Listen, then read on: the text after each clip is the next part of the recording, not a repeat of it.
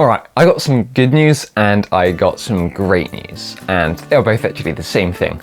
But last week I made a video about what LUTs I use, and I was saying all about that I shoot an S-Log and HLG and Rec 709 and all that kind of stuff.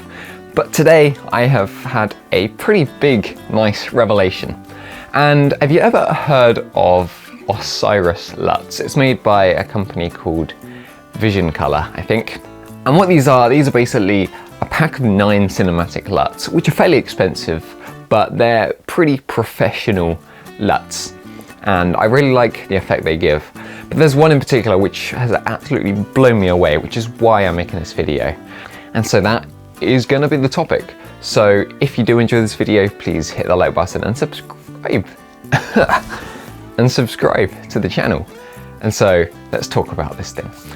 Now what I think this is, I think M31 is sort of like a pretty old colour look that's been in films, and it's a very popular, famous Hollywood kind of look that you're going to be able to get for your videos. And so in this pack of 9 LUTs, which Osiris gives you, M31 is one of these. And now with their stuff you have options for log to M31, or you can just go for the standard look to M31. But the results are incredible. Forget every single free LUT you've ever seen on YouTube giving you a teal and orange look. This is the one to go for, trust me. I'll lay over some sample shots, and some of these will be shot in S-Log. Most of them will be shot back when I wasn't shooting S-Log over in Dubai, because I hadn't quite worked out how to use S-Log yet, because I'd only had my camera a week.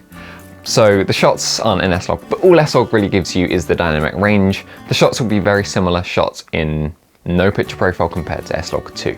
And the one thing I really don't like about the free LUTs that they give on YouTube is the skin tones, and it completely ruins them. But this M31, it does this amazing thing of providing you with beautifully rich oranges and a very nice cast of tealy aqua blue in any bit of shadow that there is, and at the same time keeping the skin tones fantastic. Now this kind of scenario isn't the kind of one that I'd use in the M31 LUT, because it is a cinematic Hollywood kind of LUT, so I'll carry on using my Rec 709 over here.